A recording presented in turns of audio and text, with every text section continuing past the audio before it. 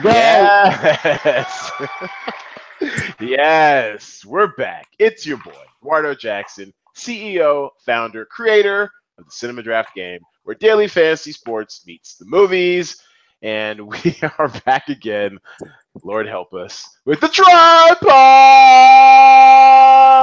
What's Woo! up? What's up? What's up? There What it up? is. We're playing all the hits this September. It's Turn of the Tripod. We welcome back the WBW, the Working Black Writer, the Chocolate Cardinal, C Dubs, Dynasty Reboot, Writers Room Insider. It's Kevin Garnett. Yo, thank you, thank you, thank you. Boop, boop, That's boop, right. boop, boop. Bwop, bwop. We don't condone violence in this podcast. No, no. He's the faceless wonder, a molder of young minds, the cultural misanthrope himself. You know him, you hate him, he hates your takes. It's G Nice. The people. That. And trigger warning, actually not a trigger warning, but a spoiler alert. We're trying something totally new this week. For a change, G Nice has actually read the rundown. Our apologies in advance. But that was an accident. Yeah, it doesn't can't be that. It was an accident. I didn't realize. I clicked it by accident and it opened up. And you know that moment where you're like, it's like when you don't want to know the score, so you look at the score and then you're like, no. So I did that, but Yeah. then I got confused. Can you, I don't understand the rules of this. How, We'll get How there, is G that Nice. any different than normal? right, but yeah, right, exactly. But in this case, it is. I should have not looked. It's the problem. Okay, all right. Drinking game tonight will be the word fall because tonight's pod is all about that forgotten third season that Hollywood loves to hate, but it's actually stepped its game up this year. So we'll see. It's the word fall. So cheers to you. Cheers. As in, like I was running and I tripped. As in the third season, you dummy. All right, here we go. All right. So now to my favorite segment. It is what I'm watching. That's right. And we were talking about this before we went live, and I'll bring it back again. It is chewing gum. It is the only 2-season or series if you're British. Wait, A this is the BBC Netflix production. thing? Yeah, yeah. Yes. Have you seen that? No, it's British. This show has been look. This show is kidding bananas. me? All right. You watch It is- Luther, you watch The Office. I do not, and I did not. Well, there you Go should. America, man, America, man. Right, and in his defense, Well I'm played. only getting like 70% of what they're saying, but this show is bananas. All right. Of course you are. No, because usually, a lot of British imports, at least, it's upper crust or whatever. These are like straight Cockney. Yo, remember when we were writing that script where you wanted the dude to be from Brixton, Yes. he sounds super Cockney Yeah. and all this shit. This is him, but female, and she's young. She's a daughter of a black immigrant preacher lady in South London. She's super duper Christian. They're praying all the time. It's crazy. And she breaks up with her most certainly gay boyfriend in order to lose her virginity. And she is on a freaking mission. It is hysterical. KG, back me up. You've seen this shit, right? Yeah, I've seen it. I saw it the first season. I think I like bootlegged online and was like looking at, or was like looking at through some site because I couldn't get it on the BBC site, and just like enjoyed the heck out of it. She's hilarious. Michaela Cole, is that her name? Yes, Michaela Cole. She wrote. I don't know if did she direct all of them as well. Or No, just she wrote just them? created and wrote it. She created wrote all the episodes. Is the star of the show. She's like, Respect. what's that? I said respect, except she's British, but respect. Respect. Oh no, we love our international friends. I think we've had at least 1 or 2 players play from Great Britain. We love you, Britain. That's right. America, man, America. But she's great. She's a great talent, hilarious, not afraid to go all out in the vein of a. I'm not saying that she's this yet, but in the vein of a Lucille Ball or a Tisha Arnold. That's a great. I never thought of Lucille Ball. Keep That's it a going, perfect keep it going, analogy. keep name dropping. What's that? But like just Keep name dropping. What else you got? Who else? these are Go. not named. Like I don't know Lucille Ball. I'm just saying a name. The person. No, but that's a great example because she is like over the top. Like her features naturally are like really big, like everything, big eyes, big everything, big hair, everything. Cheekbones and all that. Yeah, all that stuff. Like really dramatic, and then and she has exaggerated responses to everything. She's just like out there, but it's always like, first of all, it's like super duper funny. It's like really earnest. So even though a lot of it is very slapsticky ish, I mean, it works because she's so earnest about it, and it's really well done. It's super duper funny, and of course, it's British. They're like pretty funny when they want to be. So and they don't beat the dead horse. It's like hit it and quit it. 6 episodes, boom, you're done. And it's funny you mentioned that. Basically means they don't understand how to make money. What? Exactly. Capitalism is not fully rooted. Yeah, they don't need capitalism or braces. You're good. Well, it's funny that you say that they don't beat it at horse, because that's the perfect way to describe the rapid fire pace of the comedy, because they squeeze in so many freaking jokes. I mean, and they don't all have to be like laugh out loud funny. They throw away so many lines from the, probably because of the accent. Like, she really is like a Cockney cartoon, but in like the best way possible. She's just like just throwing in little shit, and like, and sometimes like I rewind it because I didn't catch it because it's like Cockney, but it's really fun. And like I said, they throw a joke out and keep moving, and it's not in like a way like we'll throw everything out and see what sticks. They all stick. You just have to be quick enough to catch it. Right.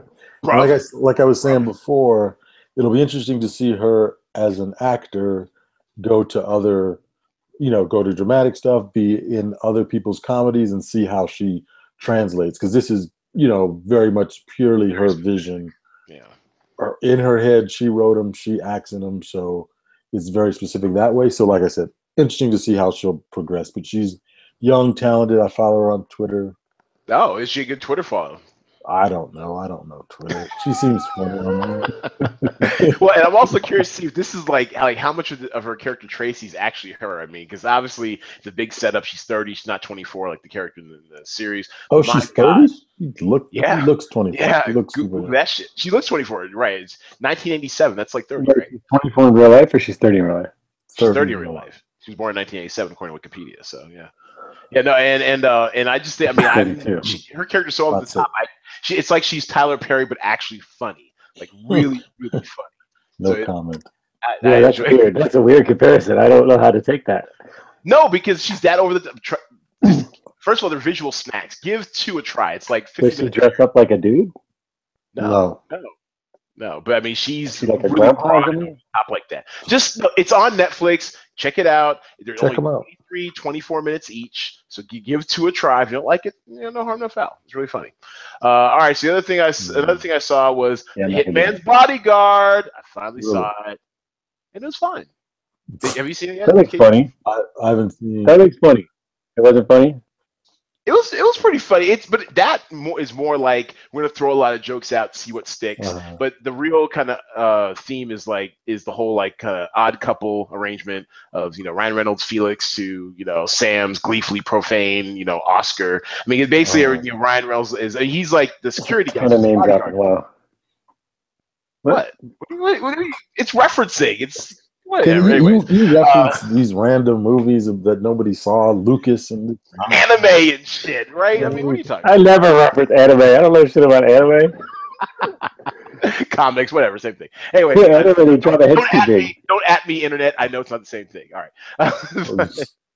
But it's the whole odd couple things that they play off on. It's really very much like a bromance type thing. They hate each other because they're adversaries. Of course, they come to like each other. It's very predictable in spots, but it's enjoyable. It's fine. It's especially with like nothing out of note up until this past weekend. I can see why it made some money because it's fine. It's pleasant. Did you see it? Matinee worthy.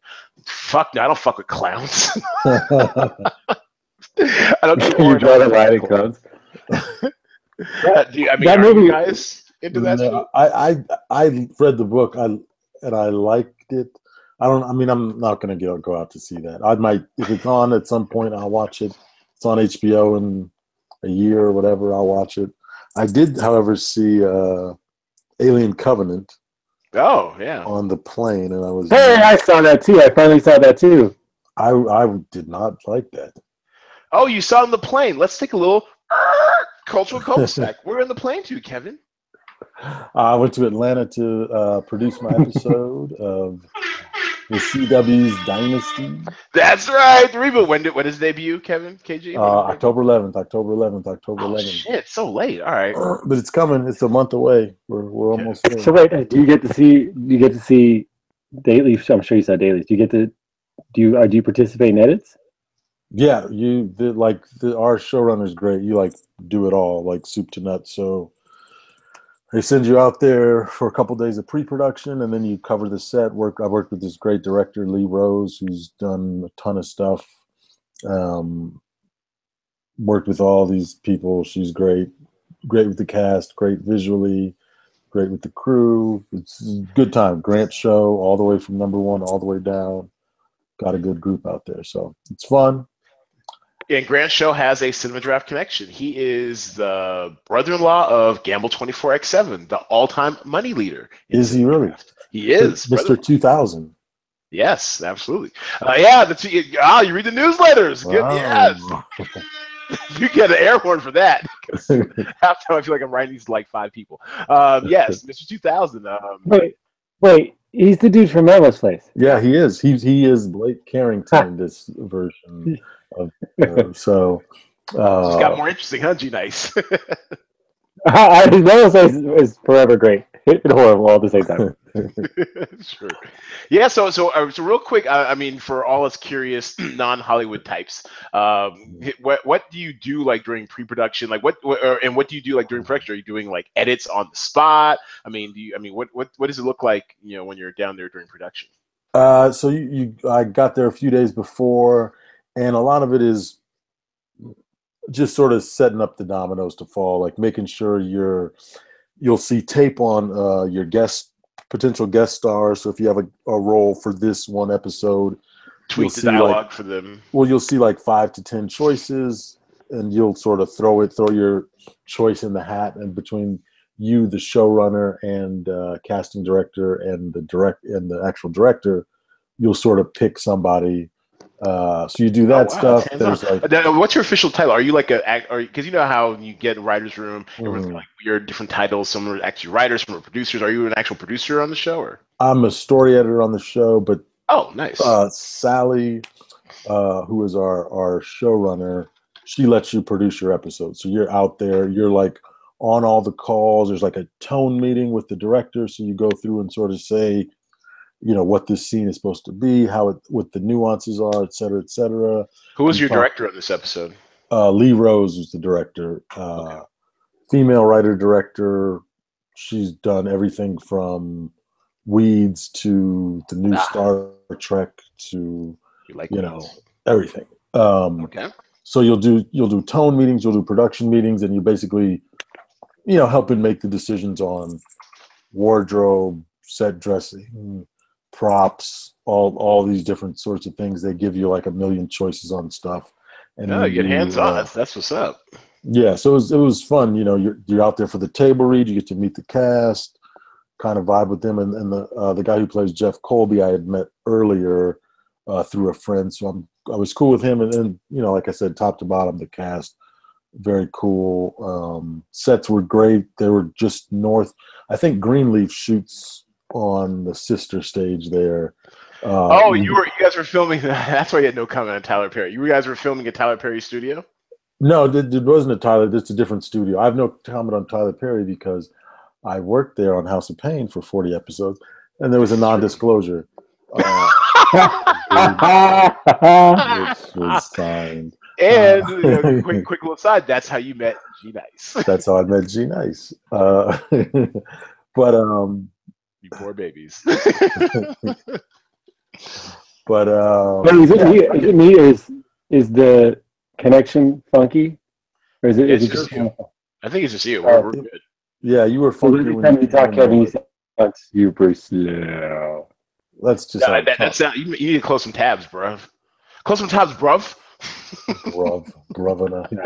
Okay, so thanks to that cold stats, very interesting. Yeah, I'll close that tab. We'll be looking for your episode. What episode number is yours again? It is 106. I'm not sure when it airs. It's called I Exist Only for Me, and it is all of the titles, little Easter egg for the OG Dynasty fans. Every episode title of the new Dynasty is a line of dialogue from the original Dynasty, which is again repeated in the episode. So that's what's up. For the super crazy fanatics, the 3 people that will get that, you should enjoy it. That won't be me. Although I remember seeing like all the episodes, even as a kid. I don't remember a single thing about it. It was fucking 80s. But did Yes. any of our suggestions from the podcast make the? Oh yeah. What line was it? What line was it? I can't Go remember. black people go. That line did not make the cut. Oh, you suck. You're not talented. Oh man, we really could use a shout out. He was just like, "Yeah, I was just playing on Cinema Draft, and fuck you, Blake." Next time I will try to. Yeah, right. I have to pay money for that, and money we don't have. We are a pre-revenue startup. All right. And the last thing I'm watching this week is, of course, the Black Civil War, Insecure. It had its season finale this week. And G Nice, are you on that G Nice? Are you on Insecure train? Of course not. Of course not. But I'm not. But it's come on. It's good. It's good. I'm not against it. At some point, I figure I'll get to it. Have you seen any of the seasons, or are you just like behind the season? No, I've seen none of the seasons, but I saw her the stuff she did before, the awkward black girl. Awkward black girl. Mm-hmm. It's just so funny to me how she's turned the dunes into like this landmark. I mean, it's the fucking dunes. You have to pass by there like all the time. Everyone knows the dunes is nothing. It's just like some shitty, apartment building that in Englewood, like every other apartment building. But people like taking selfies in front of it and stuff. They actually, I think they're making like T-shirts on HBO. It's like what? Yes, it's not. It's like any other apartment, random, like post college apartment. So basic. Yes, it's like my first apartment, fucking Westchester's like right in the flight path, or whatever. Anyways, the Black Civil War, I thought it was fairly amazing. It was great because I mean I knew it was gonna be expanded, but I didn't really know what the theme was gonna be or whatever, because there's a lot of threads they had going into that final episode, and it was really artistically done. It answered a lot of questions, gave us some fan service, wish fulfillment, and still It's gonna spoil it. Actually, I don't care. You're not gonna remember this. It's gonna be like 3 years for you to catch up, and by then the series will be done. You'll probably that is super mean spirited, but fine, that's fair. I'll say this: I think that the show has gotten funnier as it's gone along. They had, the best episodes of the show have been this season. Not to say that season 1 was bad, but it increasingly gets better. The episode at the club where the Molly Dro thing sort of jumps off, that was probably the second best episode of the season, and then I think this finale was the best that they've done thus far. Written by Issa, I believe, and then directed by Melina, right? The woman who did a bunch of stuff with Beyonce and Solange. Yeah, she's the showrunner, Melina Mousakis. Yeah, she's not the showrunner. She's not? She's the sort of producer director. Showrunner is this guy named Prentice Penny, who he wrote the episode last week. Yeah, he's worked on Brooklyn Nine-Nine. He's got a list of credits that are crazy, and supposedly a really good guy. I've met him like once, but that would be a name drop. But yeah. So what's No, you've been doing it. Don't stop now. Don't stop. What's your one takeaway from this finale? Because my thing is, I mean, Lawrence obviously self-sabotaged with Aparna, who's just, first of all, she's fine. I kind of cyber stalked her a little bit. I want to know more about this actress. Like, who is she? She came out of nowhere. I haven't seen her in anything. Acknowledgement of cyber stalking, all good. She's great, and he self-sabotaged. That was pretty obvious. But I think Lawrence's boys are toxic. That's the one thing I'm taking away from the season. Lawrence's boys are toxic, and as is in a lot of her late 20s. I mean, they're cycling. They're making the same mistakes twice. I mean, me personally, when it comes to relationships, I tend not to make similar those type. I rarely repeat history that way, but I mean, we all have our own little cycles of like behavior and stuff that we kind of feed into. And at the end of this episode, they both were doing dumb shit. Issa and Molly doing dumb shit. All of them, but it is, even though I don't know if they are in their 20s at this point, it's very the characters are, and it's very much a 20s thing to do for people. So it's very, you would have rather they made better choices, but then there'd be no the way show. that they did is realistic and complicates things and makes the show better for season 3.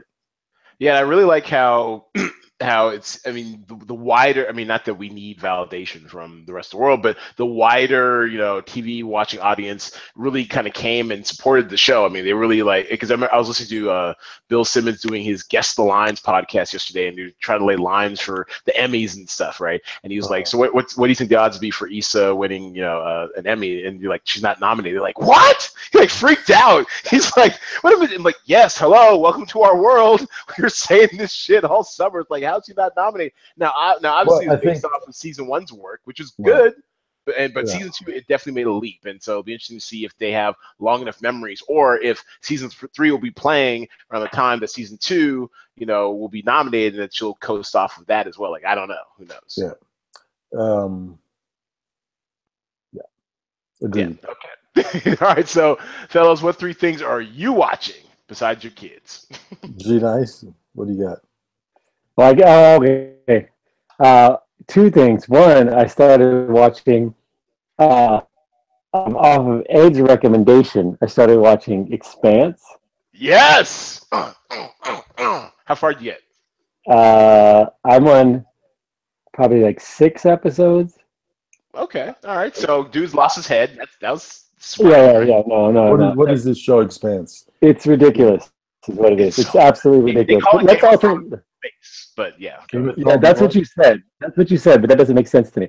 Why are you? No, because it gets there by the end of the first season, and definitely the second season is all like political and thrones. I would. What is it? It's called The Expanse. They call it Game of Thrones in space. Well, mostly because it's set in the future, like 200 years in the future. The Earth is, I mean, it's the Earth. We've kind of trashed it. People have lived and have colonized Mars just to the point where people have been born and raised on Mars. And there's this thing called the Belt, like the asteroid belt. I think was it between Mars and Saturn or some shit. And people who live in the belt who are like basically the equivalent of like coal miners. They, basically mining resources and like water and shit to send back to the moon. Yeah, there's a shortage of water on Earth, and the whole thing is about like shipping ice. No. Earth I think has water. It's like Mars has no water, and then like the moon has no water, and all shit like that. So it's like you got these 3 factions, and they're all like at war for basically control of the universe. But it's very Thronesian as far as like how the UN is kind of like a galactic UN. Earth and the moon are like one entity who are always fighting against Mars, because Mars is like this militaristic society. Their only mission in life is to terraform Mars to make it like livable. And so you have like these people who are born in like 0G and just are training always to protect themselves and stuff. So they're always, Earth and Mars are always at it, and then the Belt are just feel like they're being used, which they are. And so they've got like issues too, and it's kind of like how it all interplays between these 3 factions on this one ship. Which it's really interesting. I'm sorry. What's the platform for this? Sci-fi, but you can get the first season on Amazon Prime. Yeah, go ahead. Thank you. First of all, 3 things. One, let's all acknowledge that that when I start something, it's hard for me to stop. Even though I might be watching it. So that's part of the problem. That's why I'm so reluctant to start things. So part 1 is that. Part 2 is the show is absolutely absurd. It's entertaining, but it's a little bit absurd. It's not Game of Thrones. It's not. You haven't gotten there yet. Like I said, by the end of the first season, you'll see the parallels with all the. It's way more. So say we all. It's like. It's more what? It's what's the show? So say we all. Battlestar. Cylon. Oh, Battlestar Galactica. It's way more Battlestar Galactica. It's way more like political, like parallel and people's like human rights, and it's there's a lot of that. There's also all the science is real too. Like they brought on like real like scientists. They're like all these NASA guys say like yes, all that shit is like real, like the science part. Really? Yeah. But there's also on all due respect that, and it's not subtle. It's not subtle at all. And as much as I like the Punisher / Thomas Jane. What's that good? Thomas Jane. Yes. That is like the choice for the haircut and the weird little hat. Is he like a jazz player? Like I feel like at some level he's gonna pull out a. Look, it's the he's future. Gonna pull out a you don't know what trumpet the styles are going to be. Here, I'm gonna bring up some shit on the screen share so you guys have an idea of what we're talking about because the hair is extra. The hair is something else. It's ridiculous. It's ridiculous, and it's like honestly, it's like at some point I expect him to close the door and flip on the lights. It'll be like a speakeasy. It's like totally over the top and kind of ridiculous. And I don't know if you guys feel this way. On occasion, there's some really good actors, right? Mm-hmm. Look, the writing is they'll do a movie and they do a good job. They roll on a television show, and all of a sudden they have to do a bunch of levels because the character's not the same the whole time. Right. And they kind of get exposed. Wait till you see her in season 2. She's great. She plays a Martian. Okay, you don't care. You just want to look at the pictures. No, all right, yeah. All right, so you're saying the levels or what? Yeah, the acting is a little inconsistent in the early. This is way past me. It gets better. It gets. This is way past me though, so I'm gonna stop looking. Well, I mean, you're not seeing anything that you know about. You're just seeing pictures. Oh, here. Yeah, but I know that guy's still alive. Oh God! All right. Well, that's the other thing that makes it kind of Games of Thrones-y is that people get offed like nothing. Like yeah, that's what I thought you meant by that. I thought that you were saying that people die. I mean, I thought that was a cool shot when his head popped off and the blood sort of went in the air because of the lack of or whatever. Yeah. Yeah, his hair is kind of ridiculous. He's also this like I don't know. He's super sullen for no reason. And well, he's a belter. But I mean, no, he's Earth. No, he's a cop.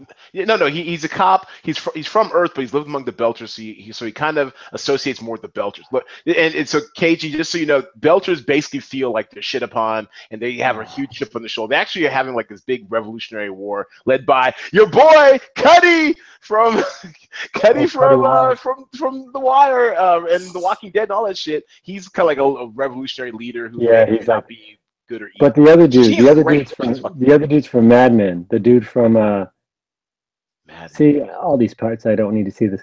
The dude from Mad Men is like the belter on the floor, like the ground level gangster.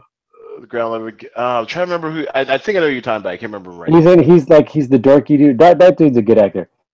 Anyway, it's interesting. It's certainly interesting. This is way more than I saw. It's certainly interesting. It gets a lot. If I didn't have my sickness, I would get off the train. But since I have a sickness and I have to keep driving, I'm trying to keep riding. But it's weird. It's worth it, bruv. It's worth it. Yeah, so that's another thing. So I've been watching that, and then my wife and I have been watching Fortitude. Fortitude? Things, and there's just pure silence afterwards. You said Fortitude. What is that? That's a Netflix one, right? No, it's Amazon, and it's all about. I guess they're like out in New Zealand or something. And these are shows where they're full of people with British accents, and I don't know what they're saying half the time. And then I start to wonder: do British people watch? What did he just say? Because anyway, Frontier is accents, maybe. Frontier is strangely interesting.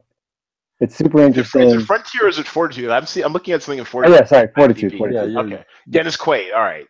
So no. Dennis Quaid's the second season. We didn't get there. Stanley Tucci's in the first season, and a bunch of other British folks. And it's interesting.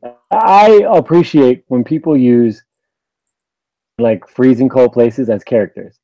Right. Like, have you seen Wind River? Wind River, that's a great example of using environment as a character. It's freaking cold out there. The one Whiteout with Kate Beckinsale. That was not a good movie, but the book is really good. I'm gonna be like Kevin and tell you that I read the book. This book is full of pictures, but I still read it, so it counts. So it's really good. It's interesting. It's like a murder mystery in the middle of the Arctic. So it's kind of interesting. Fortitude or not? It's good. It's hard. I mean, it's hard. Like the thing is, everybody looks freezing. Their faces are crazy cold. They just look super unhappy. And if they look at the other actor, they're all pissed off and they mess up because they have to do it again. But it's entertaining. It's a super cool idea. Okay. The science in it. Okay. All right. I'll check it out. I've been kind of looking for a new series because I just smashed chewing gum in like 24 hours. Yeah, I'm looking for a new show. All right. So, and what's your third one? I did watch. I'm gonna just piggyback off Kevin. I did watch Alien. That was very exciting to me. What did you think? I didn't. It was fine. It was like depressing because I wanted it to be fantastic, and it was fine. It was not fantastic. Yeah. I don't know. Like I don't. That guy to me is not Fassbender. You don't like I'm not. Fassbender? Everyone loves I don't Fassbender. dislike him. I don't dislike him, but I feel like he's so intense and like that character wasn't fun and it was mean. You know. Yeah. And you thought Yeah, the what's his face? David. What's the guy's name? Danny, the crazy Tennessee guy with the cowboy. Oh, Danny Yeah, McBride. McBride. Yeah. You thought he was going to have more fun and have more sort of Maybe room like to comic run, relief or something, right? He but had they like didn't really two. give him much. He was Yeah, I on the thought leash. this and Prometheum were similar and like they were big and epic and slow and like not as fun as it should have been. Right. And I kind of got confused. 100%. Like the aliens keep morphing, so it's like I'm not sure what we're looking at. You're actually not alone in that opinion. So I mean, I don't begrudge it to you. I enjoyed it fine. I think you have 3 reels, but it is big and weird and slow. So I agree with that. It's fine. Like that guy, like Ridley Scott's awesome, right? Yeah. He doesn't make a bad movie, but it wasn't Fucking like 80. Yeah. it wasn't like great, and I wanted it to be great. Yeah. And I feel like it's not going to get more, right? They're not going to make another one after this. No, he shouldn't. feels. I think he's. I mean, he hadn't announced anything. I don't think. I mean, I can check his IMDb, but I think he's ready to run this thing till the wheels fall off. He's like what? He's like, I'm 80. I'm still shooting. Fuck it. I feel great. Yeah, but he's got to speed it up. I mean, if you think about it, the first Alien that was slow too. Well, you know what they should do, Kevin? You're like Bring this. Cameron back. Bring Cameron back. No, they should bring Fincher back. Yeah. Look at that. Look at that. Look at that simpleton. You're a simpleton. Anyway, those are my 3. All right, Kevin, you go. Quickly, I will say 3 that I'm watching. Power. Finished the season of that. Yeah, speak on that. Speak on that real quick. What do you think about that? Those last couple episodes. The one episode where 50 sort of saved the day was a terrible episode, and they rushed through that. But I heard that was supposed to be a two episodes that they sort of scrunched down. No, yeah, and he was all over social media being like threatening shit, and then all of a sudden, they give him more money. He's good now. Yeah, he's good. It's all a ploy. 50 is actually smarter than people give him credit for. He's a great marketer. Yeah. Is he a good actor in that? He is. He does act in there, and he does a great job. The penultimate episode was great. The big twist at the end, Big word. With Ghost's family, I loved, and the fact that a certain little somebody punked out, I thought was great, but then sort of proved himself again in the finale. The way that they ended the finale with I mean, it's no spoiler alert for you've seen it, Ed. Yes. Yeah. Oh yeah. Greg, you're never He doesn't gonna watch it. Yeah. The 3 people that get together at the end of the thing. Wait, is this the finale? Is it over forever? No, just for the season. Yeah. And then they're probably going to get more episodes next year too, because 50 just pitched and fit. Yeah. But they set them on a great trajectory. This show, they keep ratcheting things up more and more. And even though something like Tasha's little side relationship, you kind of saw, that coming. But why do you have to wear a Morehouse shirt? Why? I mean, listen, somebody somewhere is wearing some Stanford shit. Some off-brand dudes wearing Stanford shit. But love Power. I think it's getting better and better. Congratulations to everyone involved. 50 Cent for mayor. Is Tariq more hated than Joffrey Baratheon? No. No. He was like, Stop. I didn't watch it. That I do. Don't spoil. If you're going to talk about it, let me step out. Yeah, no, we're not. I'm not going to get into any detail. Talk about what? Hold on, what? Game of Thrones? No, he's talking about. You didn't see the finale of Game of Thrones? I haven't seen Game of Thrones at all. Oh, whoa! You really broke You're up. breaking up. I say you don't memorize everything I say. Well, it's hard. It's hard to read the lips of your. Do you watch Power? Do you watch Power? Do I? Yeah. Goodness, no. Okay, then no. All I said was, is Tariq, the kid from Power, as bad as Joffrey Baratheon in Game of Thrones? If you're covering Game of Thrones, no secret, everyone hated Joffrey and he got murdered. Yeah. I would say no. I would say he's not even as hated as the little girl from the teenage girl from the first 2 seasons of Homeland. I think she's worse than. Oh wow! You know what? That this sounds like a ringer list waiting to happen. Right? He's the worst. From Homeland? I don't remember. Remember the daughter? She was like a little brat. Until she developed and got kind of weird, and they wrote her off the show. She was a great character, because you hated her. you hated her more than the foreigners who were trying to kill Americans. She was the so, worst. I mean, you hate to say this about a kid, especially a teenage kid, but she's such a little bitch. You hated her. She was terrible. But you know what? That's great writing and great acting because, I mean, maybe she wasn't acting, but listen, it's great. All I gotta say is I don't know if she's typecast herself, but I saw her Netflix show or Netflix movie White Girl. She needs a new agent. Because she plays the whole wild and out, young bratty sexual exploratory kid to the Hilton. It's just not it's not a good look, boo. It's not. Get a new agent. You just booed her? Did you just boo her? He booed her. You booed her. Other things that I'm watching Snowfall. Which, yes. Still 2 episodes from the end of that. It's coming. I won't spoil it. It's a little bit slow, but next 2 episodes aren't. Really, the 80s stuff is a good vibe, and I like the black character's story. All they're going through, definitely something to check out. I'm trying to think of what else I'm watching. I watched that McGregor fight. He's a punk. I tried to watch Baywatch on the plane, couldn't really get into it, but that's enough of that. All right. I watched Baywatch. Baywatch was really good. The movie, right? The movie. No, I have no idea. I didn't watch that stuff.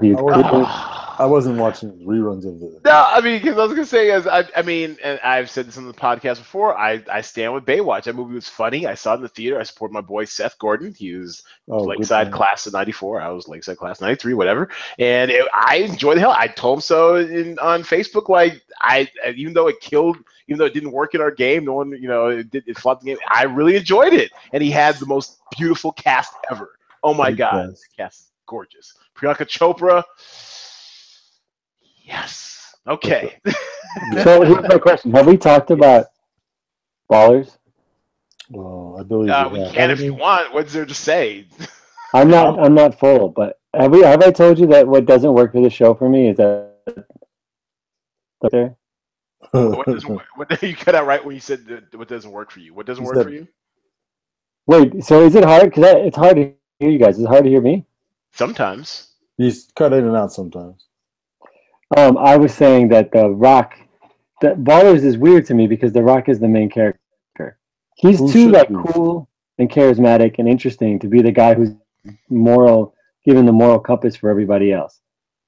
Be better. Eduardo, you should be better. Kevin, you should be better. Come on, man, get yourself together. That's boring. He's super funny and charismatic. Why, all the other people get the good lines. He just has to walk around with really ugly suits and just say they try to make him a little messier this season. Though. Are you caught up with this season? I'm no, I'm not caught up. I'm behind on it too. Okay. But in general, he's boring. He should be fun. The Rock is fun. Well, the show is kind of. Plus, he's so big. He's so much taller than everybody else. He just eats up the screens.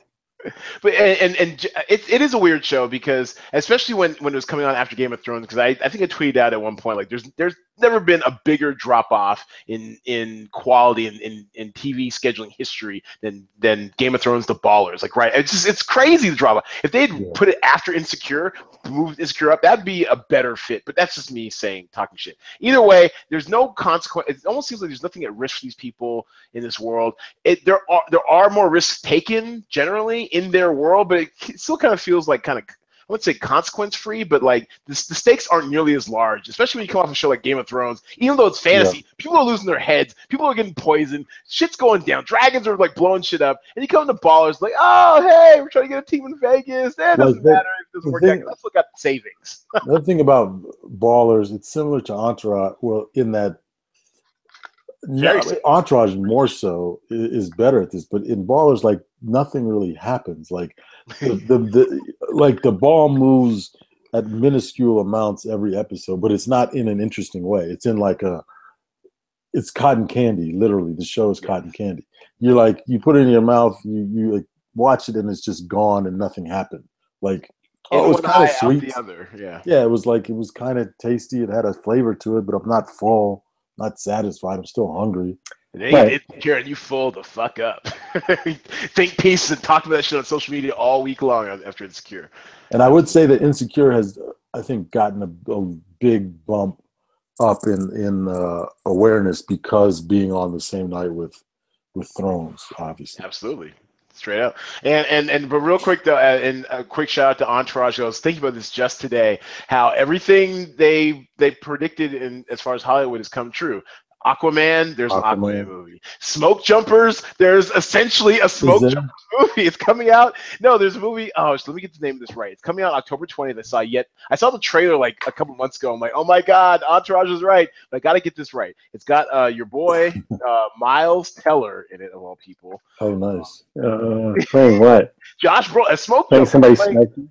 Yeah, no. So remember, Smoke Jumpers was like that firefighter, that, like rural firefighter show. What's his face? Freaking Doug Ellen should get like EP credit on all these. For real, straight up. Only the Brave. That's what it's called. Only the Brave. Here, I'm gonna do a quick screen share. It is about firefighters in like rural areas. It's very. I mean, you would scoff if it weren't for the fact that shit's like going down like right now because you were setting all of Eastern Washington and Oregon on fire. So yeah, there you go. There they are. The Brave. There it is. Josh Brolin, Miles Teller, Jeff Bridges, James Badge Dale, and Danica Kitch with Jennifer Connelly. Yeah, and it's just everything Entourage promises from Hollywood is coming true. Mm-hmm. Can't say they weren't visionaries. Can't say. What was the big one that he did with the Vince character did with Queens Boulevard? There you go. Queens Boulevard. Okay. All right, let's get this moving. Okay, it's time for our main topic of the evening.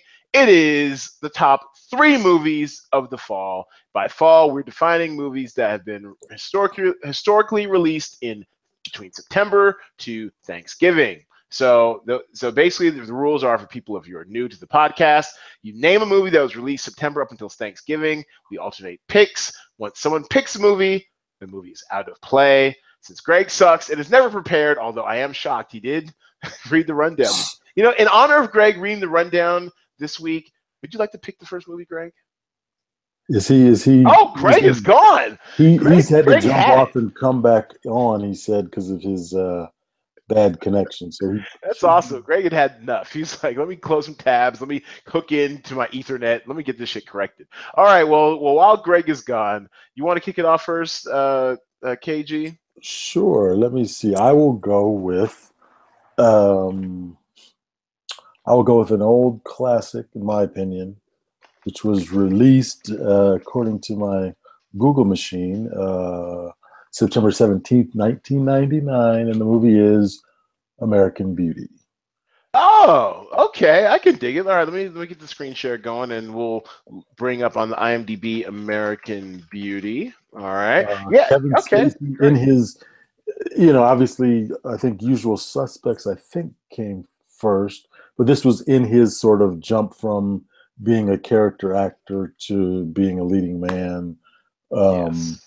Sort of the plight of this suburban guy trying to sort of find his purpose in life, trend setting and in sort of existential views and what have you. Who was the young girl that he was obsessed with? The neighbor? Oh, Mina Suvari, yes. Suvari. Yeah, she was something else. She was obsessible. and then the writer on that. Who wrote that? Good question. No, it was a breakout thing, and this was when that guy was supposed to. Alan Ball. Alan Ball, yeah, Mr. 6 Feet Under. I think this was before 6 Feet Under as well. So it was like sort of a coming out party, no pun intended, for himself and for Kevin Spacey. Great talent, and then what's her face was in it as well. Annette Bening, Thora Birch. Gee, nice. We're on the air. Your face. We're on the air. That's okay. Actually, they couldn't quite see. There we go. Better, much better. All right. So I just. Oh my gosh, this is so much better. I'm sorry, dude. I couldn't even hear you guys. Oh wow. Kevin it was really wild. You would speak really slow. It would go really slow, and then the thing would catch up, so you speak really, really fast. This is like a weird, trippy thing. Maybe you were on drugs. Maybe. So I just did my first pick, fall movie, American Beauty. Okay, wait a minute. Hold on. First of all, Oh boy. Back up. Hold up. Oh, that's right, because we said the rules while you were off air. I'm What are sorry. the rules? It has to be in that. I don't want to get this. People then you research. All right, so top 3 movies of the fall. Basically, you're going to name a movie that was released in September, October, or November. Is that easy enough? Yeah, but that doesn't compute in my brain. Why would you go back? You researched the movie based on. Or you remember where you were when you saw it, or just whatever. I mean, God, don't be so difficult. Okay, this is the first or the second one. That was we're my still first one. that was his first one. And I'm going Kevin next. went I'll give first. you time to stall. I'll give you time to stall. Yeah, but I I'll want go- to comment on this movie. Oh, Did you already okay. say why you like this movie? Oh yeah, I already said why I liked it. Let me guess. You said you liked it because she gets naked. I did not say that. That's something you would say, and you've now said it. So Wait, I'm sorry. Was that not? Oh, oops. This movie is really strangely good. very strangely, it was like nominated for Oscars like crazy. Yeah. I know, but it I don't know. But it was very good. And Kevin Spacey sometimes annoys me, but he was very good in this. Yeah, he was And then on a heater in the late '90s. This is good for him. Yeah, he was on a run right here. Yeah, but he's so like smarmy sometimes. Is that a word? Smarmy? Oh yeah, It is a absolutely. word. And he's definitely like, smug, smarmy, whatever. Yeah. Yeah, this is a good movie. Like all the characters were good. His midlife crisis thing was a little strange, but whatever. We'll see. And the flower petals. Oh, that's an iconic shot, right? And the flower bath. That shit. Oh yeah, right. He like eats the flower or something and then falls through the floor. Yeah. Something like that. I mean, it was certainly a pervy move, but yeah. Sam Mendes. I think this is the movie that really, really put him on the map, right? For He American he audiences. turned around and did the movie about the gangsters and then. Yeah, I think you're gonna say that because I was thinking the same thing. Road to Perdition. Yeah, with freaking Tom Hanks. I enjoyed No, that. that's not who's cool in it. It's Cool Hand Luke. What's his name? Cool Hand I Luke. just remember it was like supposed to be like his starring vehicle, right? Anyways. Cool Hand Luke. Why am I? You're talking about Paul Newman? Thank you. Isn't Paul Newman in that movie? Oh yeah. It's like the younger and the old, like Paul Newman and Tom Hanks. Yeah, but Paul Newman's cool. Universally cool. Okay, so Oh. do you have a movie or do you want me to go? You should absolutely go. You're gonna say that. All right, and it's funny too because I found something on online that said like in Wikipedia they called like October and January and February in the industry they call it dump months. I didn't know they had like an official like name for it, so it's good to know that they at least acknowledge that how whack they are during these months. August, September, dump months. Anyway, so something under the dump months I would pick would be. I mean, I was too young to see this in the theater. I obviously saw it when I was a little bit older, and it qualifies. It came out September 18th, 1987. Huge hit. Kicked off a fairly unprecedented run in sexually charged thrillers in the late 80s. It's Fatal Attraction. Yeah. This movie was Fatal bananas. Attraction was done in the. Yeah, September 18th, 1987. Right there. USA. That's a good movie. It's a great movie. It won Oscar. You guys are doing a good job today for some reason. Both of you guys. Good for you. Pat yourself on the shoulder. See, we're doing a good job only because you read the thing today. That's why we were inspired. You're all right up. Inspired. Yeah, Adrian Lyne. I'm not sure how you say his name. He did this. He did his a movie with Diane Lane. Was Unforgettable. Something where she's cheating on Richard Gere. He had a lot of like sexually charged thrillers, but Fatal Attraction was bananas. Whole boiled bunny. Basically the whole. For our younger viewers, because they're actually, I mean, it was really weird working in an office where someone was like born in like 88 or like 93. I've actually done that. It made me feel really old. So, he actually helped design some of the social media for the site. But so Luigi, if you're listening, you probably aren't. Basically, Fatal Attraction was this movie that came out in the 80s, pre-cell phones, where this guy had an affair and this woman stalked the shit out of him. Not cyber stalking, real stalking. Like, I'm gonna break into your house and sleep and roll around your bed and boil a bunny for you and do crazy shit and befriend and terrorize your wife. And it's, oh god, it was scary crazy. Here it is. I don't know why all these photos are in black and white, but first of all, Anne Archer, why are you cheating on her? She's fine. Anyways, that Michael Douglas, and Michael Douglas, I don't know if he self-typecast, he was really horny in the late 80s, but he was in this, he was in Basic Instinct. He liked getting him some for pay. Right. She was Looney Tunes in that. And had the frizzy hair, just looked unhinged, split her wrist. Oh my god, she was crazy. Crazy pants. But I think it won her an Oscar, didn't it? I mean, she was really. She was great in this movie. This movie is super freaky and really, really good, and it's intense. Yeah, he does a ton of these movies where he's like borderline corrupt, and then gets some crazy lady to like do something crazy for him, and then he's like running away from her. There's like at least 10 other movies just like this. And he's really good at doing like first world problems type stuff too. Because I mean, he's got like money in this movie.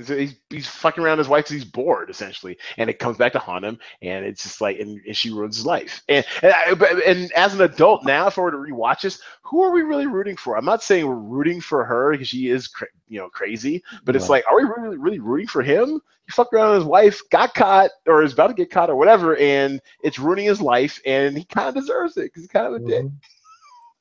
You know what's funny about this movie is they've done this movie like 50 times since, but this is still the best one because it's like raw. No one else is going to come up with the idea of boiling a rat. Isn't it a rabbit or what's in the? Yeah. It was a bunny. Yeah, she boiled a bunny. Mm-hmm. Yeah, she gets she flips on him. Like, what was the movie they did with Idris? Oh yeah, with Beyonce. Yeah, with the one with Beyonce, right? Or you're talking about there's like a bunch of these movies just the same thing. But Ali Larder, yeah, I remember. This is just like the most authentic, the most crazy, the most like inspiring original version of it. He's great at these movies. He really is. He's really great at these movies. He's like creepy, sort of like strangely sexual, and the woman always goes crazy. He's always running away from him. Mm-hmm. I'm trying to look at what other movie he's done besides this kind of movie. I actually can't think of anything right now. Well, he did The Game. Yeah, but it's similar. Michael Douglas, he's had a body of work. He's done a lot of shit. He produced. He's done a lot of shit. He does a lot of this movie. He doesn't really well. I ain't mad. Why are you rubbing your ass, Kevin? You don't think that you're gonna look at it? No, I'm just tired. He produced One Flew Over the Cuckoo's Nest. Oh, wow. He did? I believe so. I mean, it's Hollywood. Traffic. He was great in Traffic. Yeah, Traffic is excellent. And what was the one where he was the mad guy? Fall down or? Oh yeah. Falling down. Yeah. The most confusing movie in the world because I can't tell if this is like a clearly racist stance or this is just an interesting movie with racist people. I can't quite tell. Yeah, it seemed racist. But it seems pretty horrible. All right, your turn. Quit stalling, Gina. Okay, no, I'm good. I'm ready now. You know what I've basically done? I've basically gone my brain. I said, okay, what movie do I really enjoy that no one else will? And then I thought of it, and I looked it up, and sure enough, it was released in October. Booyah! What is that? If I could do this in order, if I was a different person and more prepared, this would be my third one, because I absolutely love this movie. Ready?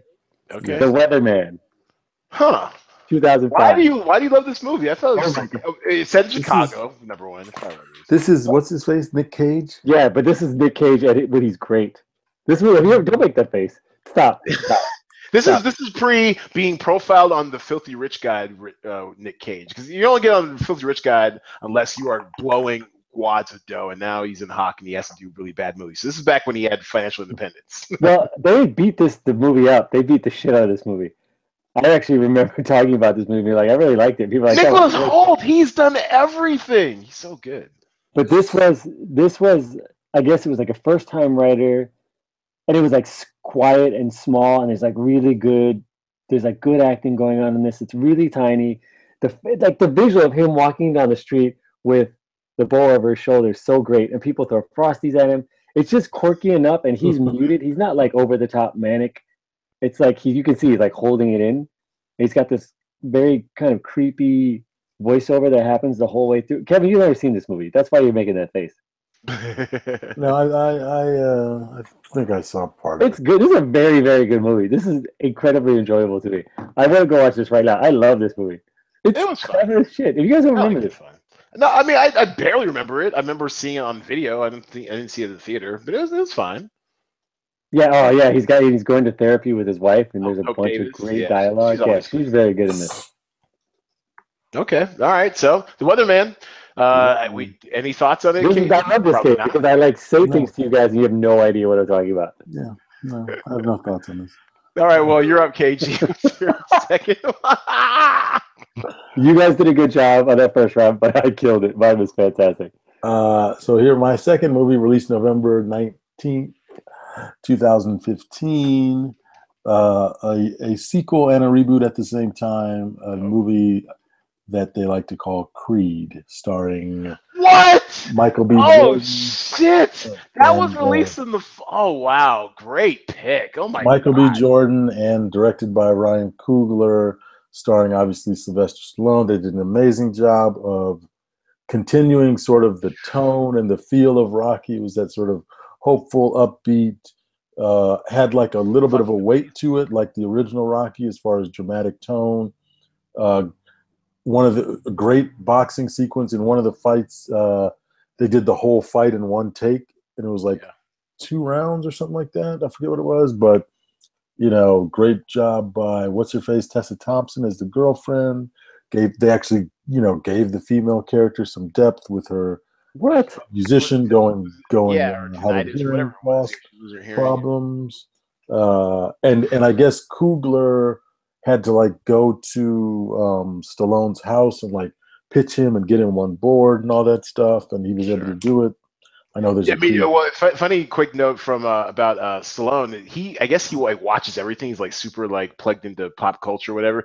Because Coogler told him, was trying to reference something about the movie. He's like, yeah, well, and then Stallone brought up like a reference he'd seen like on BET. It was like he's not. I mean, you don't necessarily think Sylvester Stallone is like BET's demographic, but he watches all that shit. So it's really funny. I love this movie. Oh my god, I love this movie. About once a week, I see it in my Amazon queue. I'm like, I should watch this again because I've seen it. I saw it like 3 times in the theater, maybe once at home. I mean, it's such a good movie. Yes, this is definitely. I mean, they and Coogler and Michael B. Jordan had a relationship before. Obviously, they did Fruitvale Station, which I loved, and I want to say they did one more. Obviously, he's in Black Panther, but I feel like there was another thing they worked on. I'm not sure. But his breakout, or I think it started with Fruitvale Station, right? And then probably the best second sophomore movie of a director's career ever. I mean, it's so good. Yeah, that'd be one for the researchers. But yeah, I mean, it's definitely a great second movie. I'm trying to think of those researchers out there. The researchers, our researchers. We actually have an official researcher of the pod, Monet Moore. Hey, Momo. What's up, Momo? What's up, Momo? Listen, here's my comment. Here's the thing. This is that moment where I wish I had just seen the movie without the hype. Because the hype kind of killed it for me. It's a good movie. It's a good movie. It's a really good movie. But there's so the misanthrope checking in for duty. No, wait. I just said it's a really good movie. I literally said the words. It's a really good. Check the tape. But it got so hyped up that Siemens was telling me all about it, and he was just like, "This is the greatest movie ever made." And then when I saw it, it was good. It was very, very good. That is the problem. If the hype can definitely change your expectations and can kill a movie. Because I mean, this thing is. Happiness is a function of expectations. Look, you know what it is? What I like about this, it's the same thing with Fruitvale Station. It's not clean. The movie's not clean. It's not like each scene doesn't move smoothly. It's a little choppy, which I like. Mm-hmm. But I do feel like, and that's the tone, and that's fine. It's different from the Rocky movies were like this machine that just churned away. The music kicks in at the perfect time. So it was a different tone, which is fine. The original was choppy, right? Yeah, exactly. It was more along the lines of the first Rocky, as far as like being more sort of gritty and choppy. Like once you got to 3 and 4, they were the slickest movies, in the theater. Yeah, but that's just because they didn't have a budget. This had a budget. This was a choice. No, I'm saying the first. Well, okay. You're talking about the first one, didn't you? I'm smart. What? I thought you were talking about the 3rd and the 4th. I was like, no. Look, it's a good movie. I got no problems. It's a very good movie. They did a good job. It's really cool that they took this franchise that clearly they were trying to not let go, And they were like, how can we make Rocky get back in the ring? And how can we make it interesting? Because when it came and to realistic, like he can't fight. I mean, shit. Yeah, I didn't see 5 and 6. I didn't see. I heard 6 was decent, but I had lost interest in the franchise. And this, I could watch another 2 of these for sure Creed movies easily. Absolutely. Oh, great choice. Great choice. I'm gonna come with mine. My next one, and definitely this one off the board, is Remember the Titans. I remember everything about when I first saw this movie. I actually saw a screening of it at, of all places, the Rose Bowl. It's like really weird because it's like big and kind of cavernous and weird place to watch it. It was like it was a special screening because my friend Brownie, hey Brownhouse, Brownie, she knew like the writer guy Gregory Allen Howard. He's a piece of work. Anyways, but I remember seeing it at the Rose Bowl, so it's kind of had like a stadium-ish type feel. And I mean, my expectations were low. I mean, which is sad because the Denzel movie, we know how much I love Denzel. It's my favorite actor of all time, period, as well as, of course, that podcast. But I mean, I came out of there just like buzzing, like anyone. And Boaz Yakin, I remember that I think he directed Fresh before this. I loved Fresh, 1996 or 7. Fresh is great. Samuel L. Jackson. Fresh is Fresh is awesome. I mean, you know, that young kid, Sean Nelson, you know, the young kid, that's a movie for the ages. I wore that shit out on VHS and then eventually DVD. But man, I mean, I had no idea. I figured Disney, PG, this is going to, in race relations, oh my God, it's going to fucking suck. It's going to be like a glorified history. It's going to be terrible. But it was incredible, thrilling, exciting.